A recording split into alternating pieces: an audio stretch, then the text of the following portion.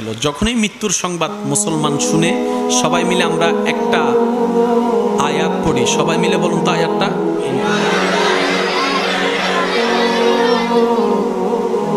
এতগুলো আয়াত থাকতে আল্লাহ আমাদেরকে এটা কেন পড়তে দিলেন?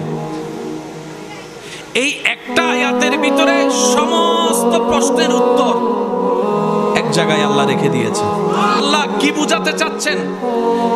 সন্তান যখন বাবার দেহটা ধরে কান্না করতে আছে, কিরে কাঁদো কেন? আমার বাবা গিয়েছে, হারালাম আমার বাবা। শব্দটা একটা খেয়াল করবেন, আমার বাবা। রব বলে যে এটা তো তোর নয়,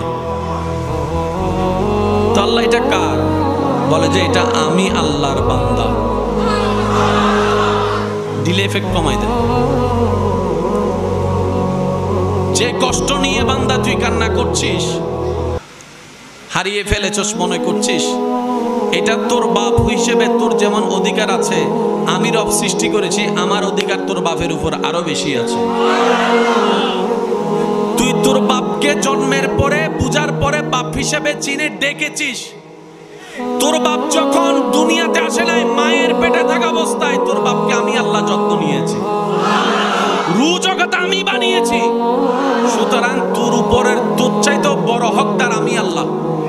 সুতরাং আমি আল্লাহর বান্দাকে যা মন চায় তা করব, তুই নাক গলানোর কোনো অধিকার। আল্লাহ বান্দাকে দিয়ে কি বলাচ্ছেন দেখেন, কত চমৎকার।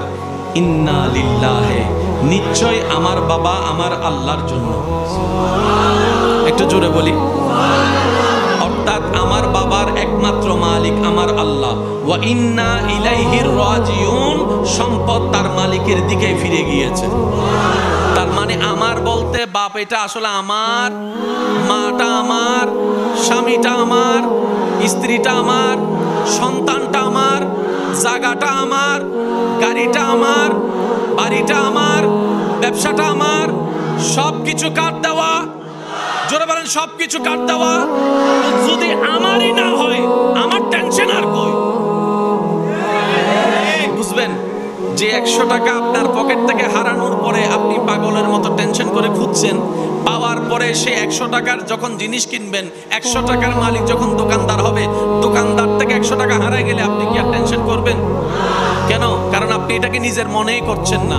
যতক্ষণ নিজের মনে করেছেন টেনশন আপনার ছিল, যখন মনে করেছেন টাকাটা তো আমার না, দোকানদারের, আমি টেনশন করে লাভ কি?